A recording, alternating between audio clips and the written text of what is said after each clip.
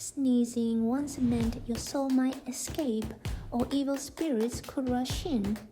That's why we say bless you. Seriously, during plagues, a sneeze was a terrifying sign, possibly meaning death was knocking. Pope Gregory the Great even ordered blessings, but the custom is ancient, with Romans in 77 CE already doing it. Its true origin lost to time. So bless you was a real prayer to protect the soul and ward off harm. Now, it's just polite, but imagine the original panic.